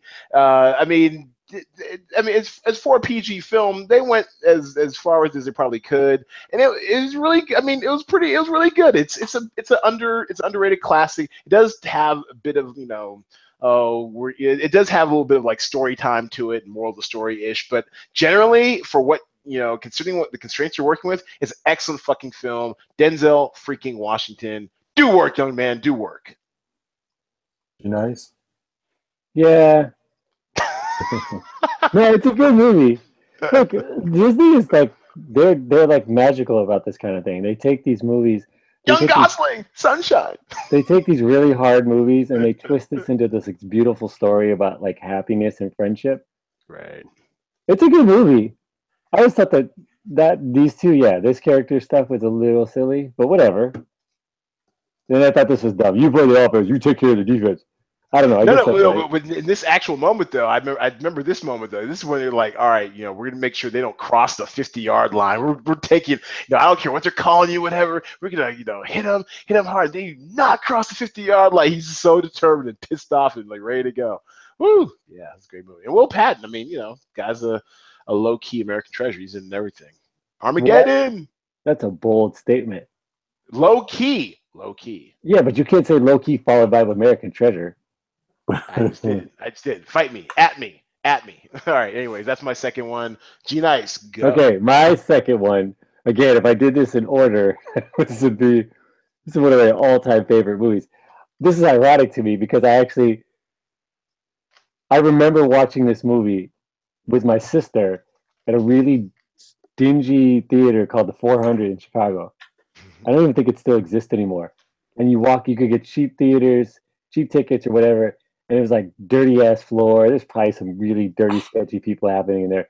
Anyway, I saw this movie and I didn't realize what I was seeing in the moment. But this is one of my all-time favorite movies, and that is True Romance. Huh. When was that released? I looked it up. It was released in October. Oh, okay. September 1993. September 10th, 1993. All right, go ahead. Expound. This is one of my all-time favorite movies. I absolutely love this movie. Patricia, and you're not alone either. People love this movie. Like, people love this movie. So this is my favorite Tarantino movie. This is probably my favorite Tony Scott movie. Trisha Arquette could not be more charming. Christian Slater is as cool as it gets, even his weird haircut and his weird style. Val Kilmer kills it in this movie. There's great love scenes. There's these great passion, like Tony Soprano's really cool in it. This is sort of James Gandolfini. I mean, she could not be hotter in this movie. Top of the Morning, Miss Alabama Worley. It's so cool. There's some great scenes, like the shootout scene at the end. I remember this has happened a million times since, but there's two great scenes, right? It's the one with Walken and Dennis Hopper. Thank you. And then that scene is just a great. I mean, everyone always talks about that scene, and that scene is really good. It's cool. It's interesting. It's stylized. Gary Coleman. Wow, Gary Oldman is like. What this is the first time he's not like an angry cop. He's like he's really good. And then the final scene, the shootout in the hotel. Like it's been done since, and it's been done before. But I remember in my brain, I had never seen that before, like a 3-way crossfire. Mhm. And it just was so cool. It was so cool. Michael Rappaport kills it in this. Brad Pitt is a great stoner in this. This movie, I'll watch this movie 70 times over. Like The way you're talking great. about it makes me want to rewatch it. I mean, Like their romance, like honestly, their romance. I remember seeing this as a kid, be like, "What the fuck is this?" Just be like, "Wow, this is super." Like, yeah, even that line, "You're so cool." It's not sweet. It's not a sweet. You know what I mean? He's talking to her about comics, but it's all like stylized and fun, and I believed it. You know what I mean? Like they weren't super charming. They were just kind of fumbling it together, and it's like, no way, this is weird. But then they were into it, and it was like ride or die, and she's like, I'm down for you, I'm down. It was great. I fucking love that movie. It's one of my all-time favorites. So I'm gonna quit now. I'm gonna go. I'm dropping. Yeah, because we've never heard you gush about a movie like this before. So this is a great movie. When last like two birthdays ago, a tripod first. Greg and Ryan watched this outside for our birthday. Oh, nice. It's a great movie. All right, Great movie. And any thoughts on that, KG? Classic. I mean, I think that was the first one that Tarantino had produced. Correct, first movie that he had produced. I don't know if he wrote it. The first movie that he had made is what I'm saying. Oh, probably. No, Reservoir Dogs was before this. Oh yeah. Reservoir Dogs was 92 or 91. But in this, I guess there was like a beef at the end because his version was he dies when he gets shot in the end. He's supposed to die, and then Tony Scott was like, "Yeah, that's not how movies that make money work." And he's like, "You're gonna come back to life with an eye patch." But I would say definitely classic, fun, all the sort of trademarks of a Tarantino film.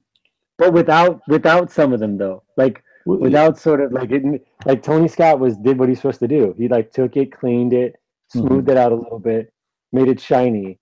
But Tony Scott, like this is before he went to the places where it was like everything was so fast. You still had like 3 shots. And every time I drive by that hotel in Burbank, the one they stay at in this movie, the Safari Inn. Burbank is in Narnia. It's way out there, but every time I drive by there, it's there. It makes me think of this movie. I love this movie. I want to go watch it right now. For those of you who don't live in the Southland, aka LA area, if you live on one side of the Cahuenga Pass, it can feel like forever getting to the other side. Trust.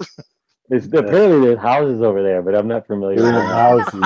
You can't confirm. There are probably also dragons. I can confirm there are houses. Do you live in the valley, KG? I do. I live in Lake So behind that door, there's absolutely nothing. When he opens that, he just steps in. It's like a set. He opens the door. And he just goes into like the ether. It's just out there. Listen, it's a great place to live.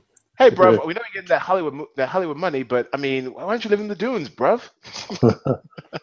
Can you please do the rest of the podcast with the accent? No, because that was a terrible attempt, and I used to have a really good British accent. Cockney accent, not so much. But I just finished watching Chewing Gum like an hour ago. I'm feeling connected. What can I say? All right, what do you got, KG? Final one. I as he was saying that, I looked up a few more. I actually have a tie now. Yeah. A tie. Honorary mentions, go. You're not gonna have any of these. 2 sports movies, one super silly, one super serious. I saw the first one. At like a $2 movie, I believe, with my friend Nelda Brown. The year was 1998. November 6th was the release date, and it is an Adam Sandler classic called The Waterboy. The Waterboy.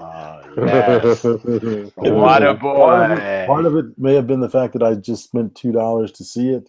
My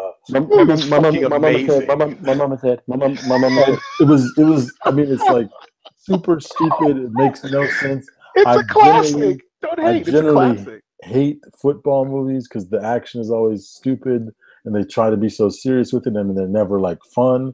but this was all fun. There were times when he runs down the field and he like drop kicks a guy to tackle him. Just like just look at that face. I mean, that just tells you yeah. everything you need to know. And he's from the Bayou. I forget the name of the college, but he's from the Bobby Bayou. Boucher. He goes to this college. He joins the team. It's You can do it. if you Rob Schneider with the cameos there with the It's little also the pop-up Bonds, story. isn't it? Fun, super fun. Winkler was great. Mindless movie. If it's never on TV, but if it was, I'd watch it. I watch it every single time. The Waterboy. And then my other one is super serious. November 14th, 1986. A little movie called Hoosiers, the basketball classic. You really do 2 for 1. I'm not bringing Hoosiers up. No, I'm very proud of you. We don't have to I'm talk very about proud of it. you. But you I'm know very it's proud of you. classic. It's a great movie. One of the best sports movies of all time. That's it. That's all I'll say. Kevin, if I was smart enough to figure out how to pull up the screen, I would. But I'm not. So I want to say one thing about The Waterboy. The Waterboy, I remember watching this also at a $2 theater. And I remember going with a crowd of friends. And this is what's so perfect about Adam Sandler, especially in that time. He was the master at like creating the dumbest scenario possible, right? And he just enough reality to have you buy in, and then he just talks shit the rest of the thing. And like he has this silly voice that he does all the time, and he finally got a way to justify it. And the whole movie, like I remember just dying of laughter every single time he tackled somebody. I just started laughing. It's such a stupid movie. I don't know what else happens. He falls in love or something. I don't know, but he's tackling everybody. And it's so great. That movie's so ridiculously stupid and so wonderful at the same time. Yes. Boom. Bobby Boucher. Okay. And Hoosiers is pretty great. Yeah, Hoosiers is fine. I mean, there are people who like Bill Simmons who revere it and stuff like that. And it's fine. I don't know. I just feel like those movies, especially movies where it's like, okay, so the white team plays the black team. They always exaggerate the black team, and it really makes me mad. But whatever. Time and place, I guess. What? No, that has no racial. Well, no, I mean they make it so that the black team is so super intimidating. It goes there. I mean, look, I love that scene where he takes the ladder, he does the whole measuring the thing. That's just a really good move. But I mean, Hoosiers maybe not as much as say like what's that Friday Night Lights, the movie per se. But I mean, that one makes me look like thugs. It was bullshit. Yeah. but I mean, I don't know. I always feel a little uneasy with it, especially when nephew. Yeah, Peter Berg's great. Especially when I went and saw, or especially when in high school when I was playing basketball, I was I went to super duper white private school, whatever. But I remember when we would go up, and we had like if we had 3 black guys in class, like 4 black guys in class, 3 of us played on the basketball team. All 3 of us played on the basketball team. And I remember we would take like a road trip up to like Lyndon Christians, like 15 miles from the border, Blaine, Washington, damn near Canada, and it'd be like the whitest team you'd ever see. Their names in the back were all like Swedish and German and shit. It's crazy. And then you always just feeling like, I mean, not like we're unsafe, but it's like they're looking at us like we're in a zoo. It's from a zoo. So I don't know. I always kind of feel a certain type of way about those type of movies. That's just. Right. Great performances though. Gene Hackman, Dennis Hopper. I mean, yeah, Dennis Hopper as the drunk dad was really good. Right, Jimmy Chitwood. I mean, yeah, make the shot. Yeah. What's the little dude who's shooting the free throws underhanded? Yeah. Yeah, no, that's one of those movies that you'll look at forever, and then historically you'll be like, yeah, yeah, but maybe it's still classic. Right. It's like, what's the We Gone with the Wind? Yeah. I don't think Hoosiers is that bad, but it's not as blatant, no. Yes. Yeah, but go ahead. Okay, so my last one, actually surprised what hasn't been mentioned, is Enemy of the State. It's a great movie. I thoroughly enjoyed it. Wait. What? Wait, what just happened? Enemy of the State. Did we just play like word association? Did he just say Gene Hackman and then Gene Hackman's movie popped up? Please help me figure out how you got there. It just kind of came. I was literally just trying to think of movies I'd seen in the fall. I'm like, oh, I think this was about that time, and I Maybe I don't. Nah, Here's my maybe. follow-up question. Follow-up question. If you do the rundown, you don't actually have your movies picked out. Oh, never. You're Some picking I out used to, spot. but now I don't. I mean, it's Kevin has his picked up for sure. I almost was gonna look up the release date for this because I always want to mention this movie because I love it. It's the best Will Yeah. Smith movie ever. Oh man, it's so good, and me, and so for some reason, the biggest anecdote from this movie I remember is Jason Lee. You know, who I mean, he was just kind of starting to come into his own a little bit. Is before he had his TV show or whatever. And I mean, Chasing Amy. yeah, Chasing Amy. Well, yeah, Chasing Amy. But I'm saying like he'd never really worked on like a big budget movie before. Enemy of the State, because he says in his interview, it's like, yeah, they called me into work. I worked 10 days, gave me $175,000. I couldn't fucking believe it. I'm like, oh, and that's the first time I kind of got hip to like the pay scales in like Hollywood actors for movies, big budget movies. I'm like, oh, you get 175,000, 17,000 a day on a Tony Scott movie. Okay, they're rolling like that.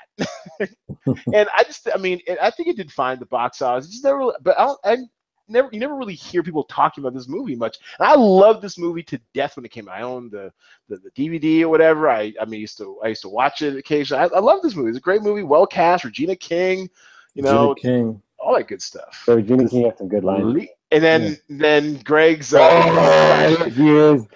There she is. What's up, girl? What's up? Sorry, people at home, ladies, don't be offended. Greg just kind of lost it on air. What's up, good people? Lisa Bonet, aka Zoe Kravitz's mom. Can you imagine? Oh man, that's amazing. Even in that picture, she looks super earthy. And she looks a lot like her daughter too. Her daughter. Yeah, she does. Yes, she does. Except her daughter has these very clear Lenny moments. Yes. And a lighter mustache. Wow. It's no shade. It's just no shade. Ben, that's a very endearing thing to say. And it makes her a little more human. Yeah, there are people who revere Zoe Kravitz. Anyway, so yeah, so this, I mean, Lisa Bonet, I mean, you could totally, it's just a really good setup, a really good movie. Definitely made me more paranoid, and I had no idea what the NSA did before this movie. Like, I had no idea. I knew it existed. I had no idea what it did. This made me fear for anything electronic for a while. And Regina King, I mean, she's just classic. I mean, you know, this and Jerry Maguire, two great underrated. Regina King as the wife, as the like down wife, whatever. She's great. She is a national treasure. Yeah. High key national treasure. I mean, high key. I mean, now she's got her Emmy and everything too. Because she's, I mean, she got the Emmy for what? American Crime. She's great at it. Yeah. Oh, really? She's doing some directing now. Yeah. And the thing about Regina King that I mean, even though she plays wife roles, I mean, there's something to be said for not only playing what's usually a thankless role as the wife, but also a black wife. Because I mean, it can be so throwaway, but it really brought a lot of humanity in both those roles. Because she was strong in different ways. And both, one of them, she's an athlete's wife. This other one, she's like a lawyer. She's got her own shit going on, and she's trying to keep her husband alive while he's on the run. It's great. And also low key, as long as we're on the Regina King train, like Boondocks played both the kids, so I mean. Oh, that's right! Oh my God, I forgot about that. Yeah, she played Riley and Huey. Because he's so militant. Yeah. She played both the kids. That's funny. I didn't know that. Yeah. Super graphic. She does. She'll. You put her in a scene, and she'll steal that scene. Yeah. Even if it's small. Yeah. She was Friday. She was in Friday. I mean, she's. You guys watch Boys in the Hood? Disney have a girlfriend. Exactly. That's right. She is in it. Did you guys watch the show, the HBO show, The Leftovers? I didn't. No, I watched the first season. I tapped out. Right? I know. I heard it was good. She does a good job. That first season was so bad. I couldn't do it. Yeah, I did. All right. Anyway, what's your last one, G-Nice? Let's wrap this one up. Okay, so I am torn because I too played word association. So part of me wants to do. So I remember watching this movie because my mother told me that she said something like, "That's a movie about a really cool white dude," and I said, "What?" And she told me about it, and then I ended up watching it. What did you say? You're like, what? Like what? Like they exist? Or I mean, what? She was like, I remember her specifically saying there was a scene where she was like, "He's just really cool in this movie," And then I'm like, because I was young, I didn't really know what that meant, so I watched it, and then I watched it as an adult, and I was like, this movie's great, which is Cool Hand Luke, and There you go. Paul Newman is Cool like, Hand Luke. Interesting. All right. You ever seen this movie? It's a really like, You haven't seen it? Oh, that's a classic. oh, that's great. The opening sequence. I mean, go ahead. Tell. Sure. It's great. Look, Paul Newman is like a star. I know that's happened before, but like even if you watch him as an adult, he always does a good job. And in this, he was just like he was just like this weird character. There's all these other quirky people around him when he gets in jail, and it was just like this strange time. And there's the scene with the washing the car, and then there's a scene with eating the eggs. Like, what the hell kind of movie is this? But it all works out. It's just good, and he's just like smooth. Every scene he does, nothing's rushed. It's well timed. He's got good timing. He's always clean. Even as like an older actor, as like the grumpy old man, he's still really, really clean. And he's the lead in this. Yeah, it's a great movie. You've never seen this, Ed? I haven't, but I wrote it down. I'll see if hopefully they got on Netflix or Amazon because I'll check it out. Oh, what you want to do here? There's a can't remember the character's name. He's probably in here somewhere. I mean, it's not like the case like some movies, like some older movies, like I'll give it a shot. Like I started watching Deliverance and I just couldn't do it. I was just too slow, too boring, whatever. But then other movies where where I feel not only obligated to watch it, but like I'm actually engrossed, like All the President's Men or some other shit. Like I was on a real when Netflix first came out. When I first got Netflix, I was really really into like trying to beef up like my cinematography or my cinema log or whatever it is, my cinema library. So I watched a bunch of old movies because they're all on Netflix, and I nenever got around to Cool Hand Luke. Cool Hand Luke's great. It's clean. It's not that bogged down. The storyline is not that heavy. Mm-hmm. It's just super clean. There's a bunch of weird shit he does in jail. He is the lead. A ton of pictures of him in this movie. Yeah. He's really good. While we're on the subject, he shout out. What's the other word? Intentional. Wait. Shot when it didn't win, but it's the secondary choice. What's these papers? Come on, no, whatever. Yeah, run it up. Is Butch Cassidy and the Sundance Kid? That's October. Who knew? That's another one. That's another classic. I've yet to see that one either. I'm bereft. Ooh, that's Butch. I mean, between those two, I would go Butch Cassidy first. Oh, really? Over Cool Hand Luke? No. Yeah, because it was more action. It was more. That's true. I mean, it's a thicker plot. Did you ever see the what's the other one they're in together? The Sting. The Sting, another great one. I think I did see The Sting. The Sting sounds familiar. I think Butch. Actually, I did see this. I didn't see The Sting. That's right, because that's the one where like they're like in Cincinnati and some other shit, right? I forget the city that they're in. Yeah, I remember the one I was debating was Miller's Crossing. That's still one of my all-time favorites. That's October 5th. Jam in your honorable mentions. Huh? That's right. That's Miller's Crossing, great, best Coen movie they ever did. Well, at risk of this thing going 5 hours, we're gonna call the bell. but that was good. That was really good. And actually, you know what? Yeah, we'll clap it up a bit. Wrong button. Good job, Greg Nice. Good job, guys. Good job, guys. Greg Nice. All right, so what is Cinema Draft? It is the fancy sports version of the movies. Instead of picking athletes from teams, you're drafting actors from movies, and how their movies perform at the North American box office will result in points for you and your call sheet of actors competing against others for fun and prizes. And I think we have mentioned it is a free-to-play game, and we have given out over $11,000 in prizes, so come play. It's free to play. Anyone can win if you are good enough. You draft 10 actors who are assigned a dollar value salary. You have a $100,000 budget to try and draft all 10 actors, no more, no less. You must have at least one actor from each of the 3 release types: wide release, 2,000 screens and up; limited release, which is 501 to 1,999 screens; and platform release, 500 screens or below. You have 2 headliners per film. These are actors whose points are worth 40% more. So, for example, if Suicide Squad earns $100 million in the box office weekend, it was fine. Where Margot Robbie would get 100 points at 1 point per million per actor, while Will Smith would get 140.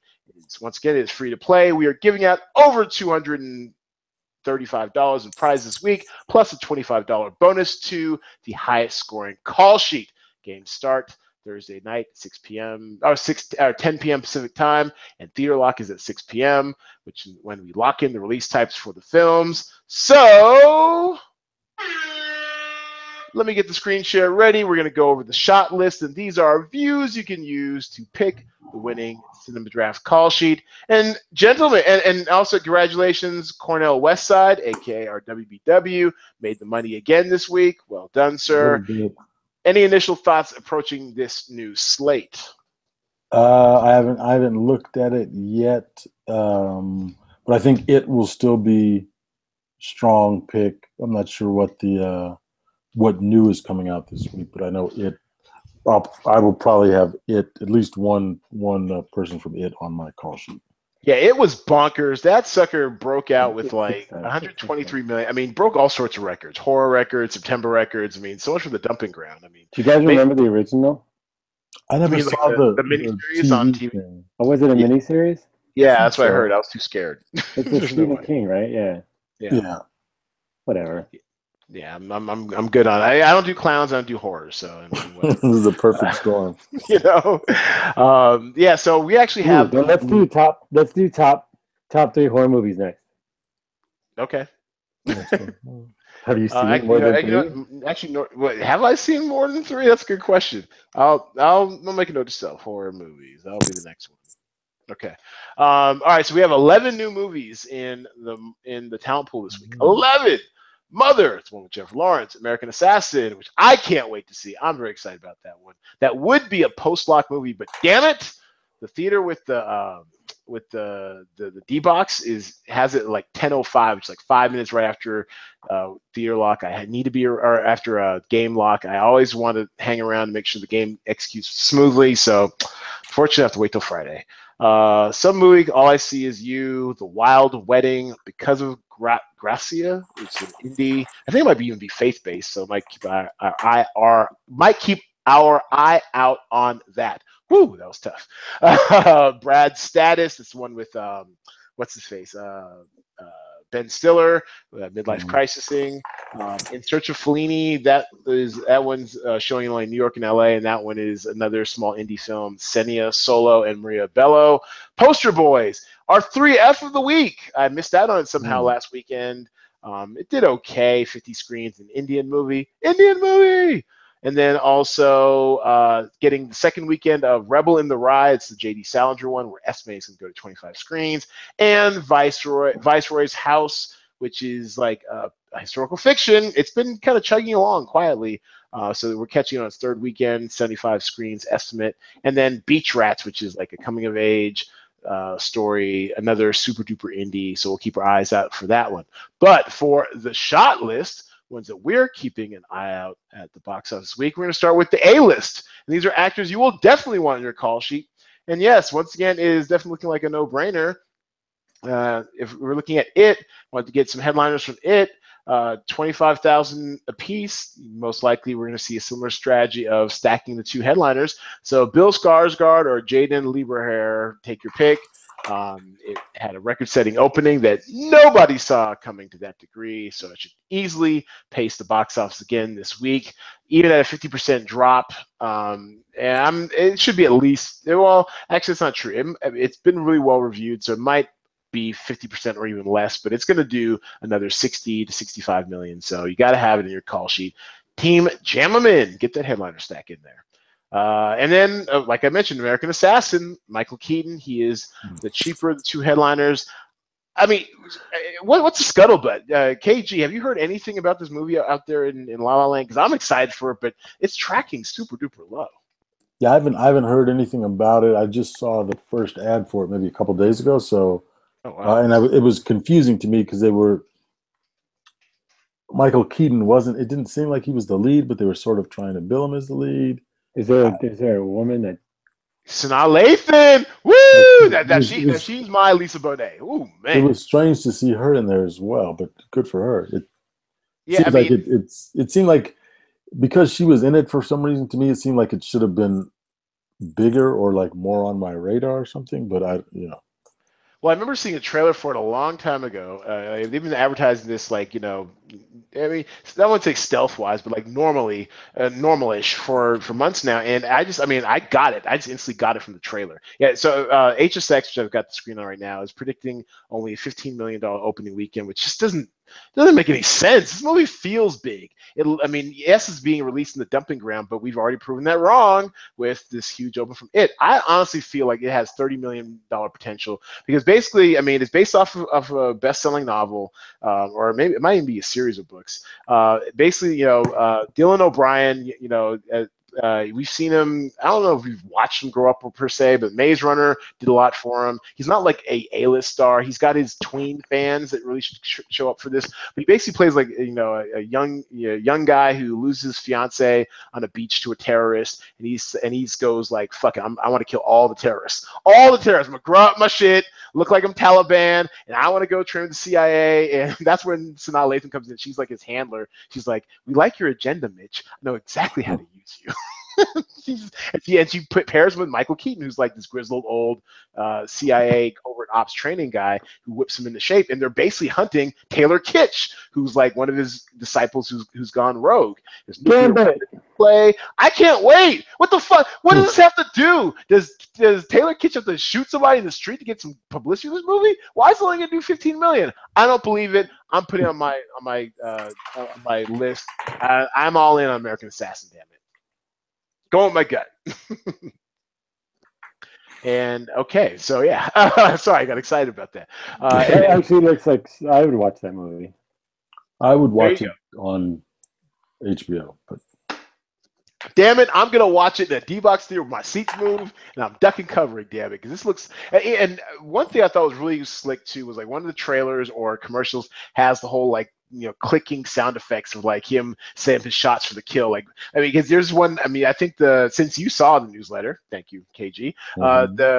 The GIF I have at the top of it is of him doing the whole click, click, click of him setting up to shoot somebody in like a nursery or something. It's really crazy. He's like in a kindergarten class. He's like, that shit looks cool as hell. I mean, because he looks like a finely trained machine, like a killing machine. But it almost looks like half. There's like a pinch of like Taken in there. Yes. And a pinch of something else. So that's why it was also a little confusing for me. So.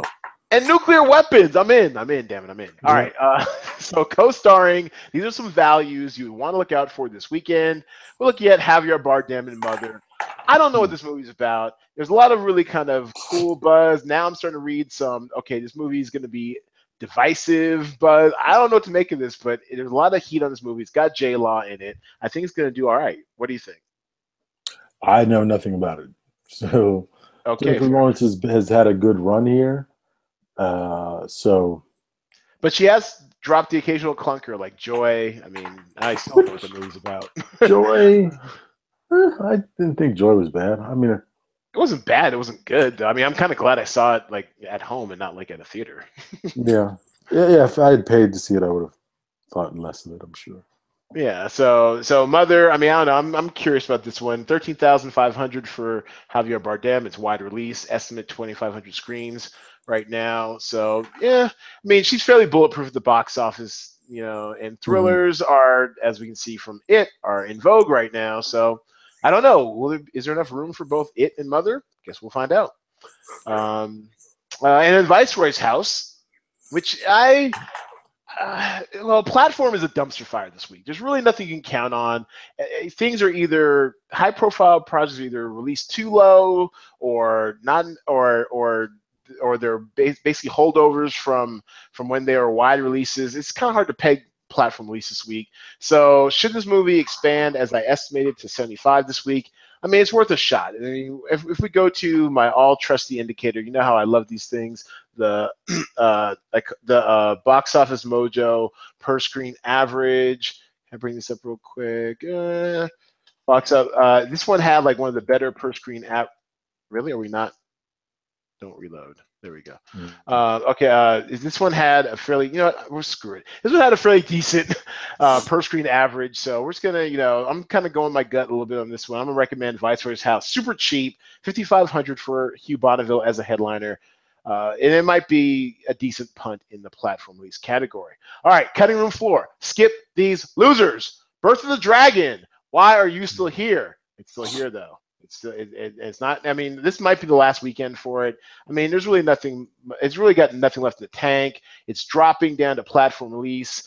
I'll be surprised if it makes more than $200 per theater, like for real. And then the Dark Tower. I mean, it's playing up the string. I mean, I wanted better things for it. Sadly, the production crew did not want as better things for it as I did. It's a bad movie. It's playing out string, and it's in no man's land. It's 595 screens, the low end limited, and it's not quite platform. You can skip that loser. Mm-hmm. All right, any movies that are out or coming out that either of you all want to see? Blade Runner, I'm ready. Yeah, October 6th. It's coming. What was that, G Nice? I said that looks dope. Yes, it does. What about you, G Nice? Yeah, I'll be honest. This is that moment where you look at things. I mean, like I said, the American Assassin looks interesting to me. I'll get a review up on Friday after. What I'll probably do is I'll probably go see it, then come back and record like the weekend preview pod. So almost like we have a review for y'all on that pod. But I'm very excited about it. It looks lit. The Hitman's Bodyguard looks ridiculous, but looks entertaining. I'd watch that. It's fun. Actually, I think Netflix co-produced it too, so it'll be coming to Netflix eventually. I mean, it's absurd. That looks really ridiculous. But those guys I'm sure they're amusing. And then, I still haven't seen Spider-Man, so I still want to see Spider-Man. Yeah, I'll see that at some point as well. And then, it's still huge, man. It's still making. I have a soft spot for Reese Witherspoon. I kind of want to see Home Again too. I don't want to see it in the theater though. Oh, I'm sure it's going to be not good. I'm sure it's going to be pretty horrendous, but I do like her. Our friend Manola Dargis said it was like a cop out of a Nancy Meyers movie because it was actually produced by Nancy Meyers but directed by her daughter, and it was it's like a directorial debut. So it's got like all the hallmarks of Nancy Meyers, but it's like Nancy Meyers light. Is what That's funny. We don't like you, Manola, but you might be right on this one. We'll have to see though. Oh, speaking of liking Reese Witherspoon, do you have any thoughts on Big Little Lies? Did you see that? I did. Do you like it? I saw it. I did see it. I liked it. You know why I like that movie? It reminds me of the world is slowly becoming a big comic book because it was this weird moment where I love these ideas of maxi series. They just stop. You get to them, you finish, you're done, out. Yeah, and that's limited event series. Yeah, they're just clean. You don't have to hang it over. You don't have to keep fishing for a new story. They did what they wanted to do and they got out. She was excellent in Emily. She's so good at that character. Probably because that's what she's like in real life, but she is so good at sort of being gossipy and attractive and talking shit and doing the whole first world rich girl problems type thing. Yeah. She's very good at that. You're just it's annoying, but she's cute. So you're like, I'm annoyed, but okay, you're still nice to look at. But it's I thought they were all very good. Yeah, it was excellent. It was very good. I thought that whole thing was a solid piece of David E. Kelly. The other one, the other maxi series they did the night before. Yes, that was good. Those are both very good. Both of them based on novels. Still read the written word, kids. All right, well, that is going to do it. Give yourselves a hand. Good job. Yes. Actually, let's not forget our over/under. Sorry, I'm ready to pull this up too early. Our over/under this week is American Assassin. I don't believe you, HSX. Damn it. You guys, actually, HSX had it at like 65 million. So fuck you, HSX. What do you know? All right, so I'm setting the over/under at 20 million this weekend. American Assassin, over/under 20 million. What do you think, KG? I got to go under on that one. Ooh, all right. What do you think, G Nice? Yeah, I actually think under. Explain yourselves. You guys are wrong. Why? I think there's just not enough awareness out there. Yeah, that might be. I think that movie looks interesting, but I wouldn't. Let's say I didn't have 3 children, I wouldn't go see it. Oh. I wouldn't go see it. I mean, it looks interesting, but it looks like you said. It looks interesting. You'll see it later. All right. Well, I'm gonna see it Friday. That dude is not like Dylan O'Brien. He's not marketable at all. He's not a household name if you're over like 17. You're right. You're absolutely right. I saw the Maze Runner. That's him, right? Yeah, that's him. But he got that off of like he got his start essentially like on Teen Wolf on MTV, the Teen Wolf reboot. So that's how everyone knows him if they know him at all. And then the Maze Runner had like the sequel, and then I guess he hurt himself or something. So they're taking a while for the third one. But yeah, it's fine. Maze Runner was fine. I enjoyed it. It was good. All right. Well, so I'm going over because damn it, I believe in you. I believe in you, American Assassin. You can do it. You can do it. Results from the last poll: 62% of us, including myself, picked the over for it. We set the over/under on that one at a ridiculously low 65 million because you suck, HSX. And of course, it went way over. Boy, were you ever right? Gross 123 million, nearly double our over/under estimate. It was incredible, and it's going to smash again this weekend. All right, where can you find Cinema Draft as we bring this plane in for a landing? You can go to cinemadraft.co. That is cinemadraft.co. Sign up and play our free beta game. We're on all the Twitters, all the Facebooks, even the Instagrams. Our corporate blog is at medium.com/@cinemadraft. Get all sorts of fun, interesting information about the game, and our updates are always posted there. And also make sure you subscribe and rate us and comment and like us at iTunes, SoundCloud, YouTube, or anywhere you get your favorite podcasts. And once again, we are live this week, $200 plus in the kitty, $25 bonus to the best call sheet that beats my call sheet. If I have the best call sheet for the week, then the $25 bonus will roll over into the next and next and next week until someone beats my sheet. We have Theater Lock at 6 p.m. Pacific time. That means that's when we lock in the release types and the screen counts for the weekend. And the game runs at 10 p.m. Pacific time. Both those are on Thursday. Fellas, plug your ish. October 11th, Dynasty. Yes, sir. CW, Channel 5 in LA. Watch Blake Carrington as played by Grant Show, and Liz Gillies from some kids show fame is Fallon. It's going to be great. Yes, sir. G-Nice. October 6th, Dynasty. Wait, did I get the date wrong? The 11th, but yeah. Not the 6th. Don't get too excited. 11th. Yeah, October 6th is Blade Runner, yes. Yes. And then Go Irish. Boom. Oh Lord! All right, and you know the drill. And once again, I appreciate you guys coming out. The tripod is the best pod. Yep. And between now and then, everybody go see a movie or something.